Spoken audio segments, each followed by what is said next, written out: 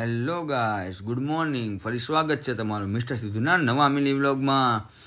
રોજની જેમ આજે પણ વરસાદ હતો નહીં.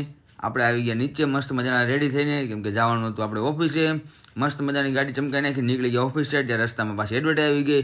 મેં કીધું આપણો પૈસો નથી છોડવાની. પછી માંડ ફાઇનલી પહોંચ્યો ઓફિસે અને ત્યારબાદ લીધા આપણા બિસ્તરા પોટલા અને નીકળી ગયા ડિલિવરી કરવા માટે, કેમ કે એક પાર્ટીને માલની ડિલિવરી કરવાની હતી.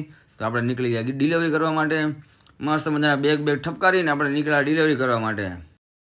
પછી હું પાછો આવી ગયો ઓફિસે અને વિચારતો તો મિત્રો એડિટિંગનું પતે તો સારી વાત છે. હવે સવારનો આવ્યો ત્યાંનું એડિટિંગ કરું છું. પાર્ટીને માલ આપ્યો નહીં પછીનું એડિટિંગ જ ચાલુ હતું આજે આખો દિવસ. વાતાવરણ મસ્ત હતું બહારનું, પણ એડિટિંગ તો કરવું પડ્યું. શું કરવું બીજું?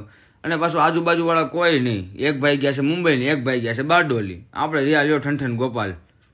પછી જો અત્યારે વાગોમાં છે હતા 9 અને હું મારો ભાઈબંધ બે સ્ક્રિપ્ટ બનાવતા હતા, કેમ કે કાલે જવાનું છે નાગપુર શૂટ માટે.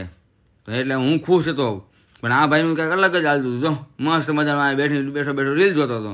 પછી અંદર આવીને ઓલાને કીધું કે તે કીધું છે ને આને વિડીયો બનાવવાનું હે તો એને મારતો હતો જો. પછી ફાઇનલી અમે ત્રણે નીકળી ગયા ભાઈબંધ ઘરે જવા માટે. પછી હું કિસલાને ઘરે મૂકીને નીકળી ગયો પાછો ઘર સાઈડ. તારે અત્યારે કંઈ હેલ્મેટ પહેરવાનું નહોતું, કાયદા કાનૂન કંઈ નડે નહીં આપણને. પછી હું પગી ગયો પાછો ઘરે. તો એ બે એનું કામ કરતા હતા. મેં કીધું હાલો આપણે આપણું કામ